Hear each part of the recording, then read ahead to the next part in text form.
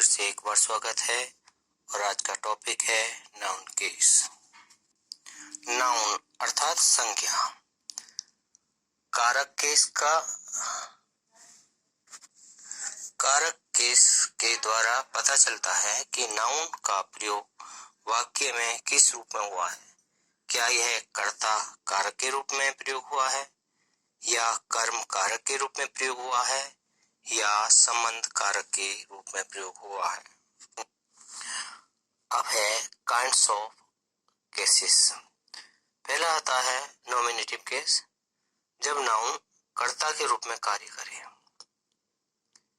यदि वाक्य की वर्ब से हु लगा करके प्रश्न करें तो उत्तर में नॉमिनेटिव केस प्राप्त होता है। जैसे Mohan goes to school, Abdul goes to school.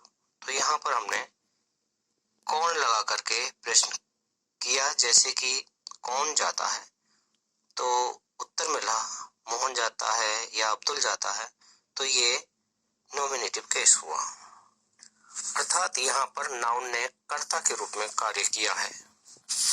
और दूसरा जो कारक आता है, जो दूसरा केस आता है, वो ऑब्जेक्टिव केस होता है, जब नाउन का प्रयोग क्रिया के पश्चात हो।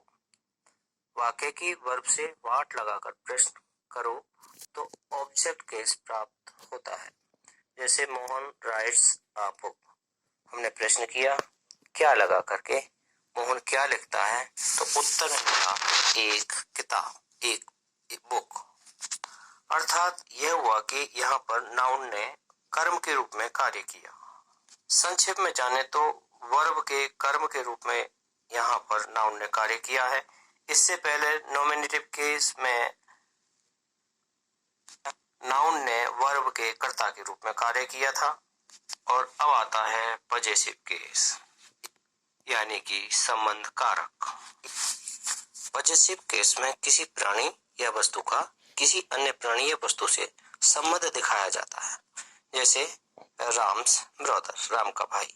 यदि नाउन में किसका या किसकी लगाकर प्रश्न करते हैं तो संबंध कारक प्राप्त हो जाता है। जैसे किसका भाई, राम का भाई। यह लड़कों का विद्यालय है, लड़कों का, यहाँ पर भी संबंध दिखाया गया है, किसका है, लड़कों का। दिस इज बॉयज स्कूल, ये जानवरों का मैदान है। This is kettles field, the book of Mohan's brother, ये बिल्कुल सही है। जबकि मोहन्स ब्रदर्स बुक, यानी कि दो बार एपिस्ट्रोफी एस लगाना, ये गलत हो जाता है। माई ब्रदर्स कोट, यह भी ठीक है, और the coat of my brother, यह भी ठीक है।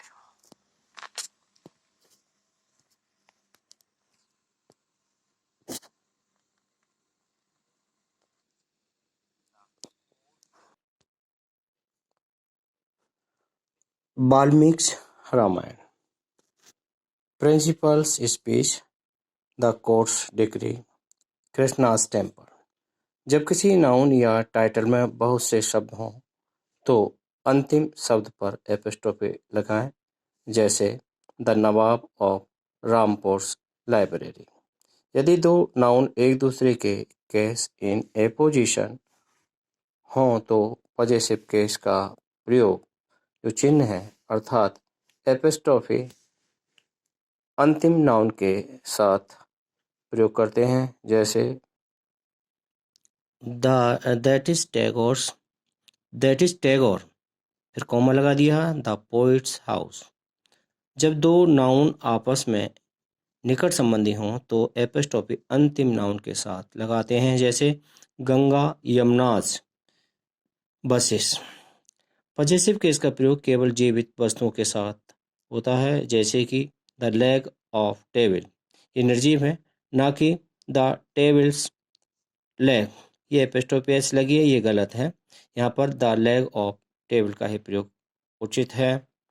और पृथक पृथक अधिकार प्रकट हों तो अलग अलग एपिस्ट्रोफी का प्रयोग करते हैं। जैसे दिनकर एंड निरालाज पोयम, इनके अलग अलग पोयम हैं। पर्सोनिफाइड ऑब्जेक्ट के साथ एपिस्ट्रोफी एस लगाते हैं। जैसे India, India's hero, nature's law, duty's call at death's door. Time space हो या वेट यानी कि वजन प्रकट करने वाले नाउन हो, इनके साथ में एपोस्ट्रोफी एस लगाते हैं। जैसे a day's march, a week's holiday, in year's time, a stone's throw, a foot's length. Phrase में भी इसका प्रयोग होता है, जैसे एट हिज फिंगर्स एंड, यानी इतनी नज़दीक। फॉर मर्सी से, दया के लिए। टू हिज हार्ट्स कंटेंट, उसकी हृदय की संतुष्टि के लिए। और at his wits end, a boat's crew. और नाउन एंड द पजेसिव जो या कहो या जेनेटिव केस कहो, ये प्रकट करते हैं, ये दो प्रकार से अपना अधिकार प्रकट करते हैं। जैसे मोहन्स कैप, मोहन की टोपी, यहाँ तो एपोस्ट्रोफी एस लग करके अधिकार प्रकट कर रहा है, लेकिन इसमें आप लग करके द टॉप ऑफ द हिल, पहाड़ी की चोटी, आप लग करके अपना अधिकार प्रकट कर रहे हैं। तो पता चला कि अधिकार दो प्रकार से प्रकट होते हैं, एपोस्ट्रोफी एस से और आप लगा करके। यदि वाक्य का सब्जेक्ट कोई ऐसा नाउन हो जिससे कोई वेट का प्रयोग हो रहा हो, मेजर्स का प्रयोग हो रहा हो, अमाउंट का या डिस्टेंस का बोध हो रहा हो, तो सब्जेक्ट के साथ एक वचन की क्रिया का प्रयोग करते हैं।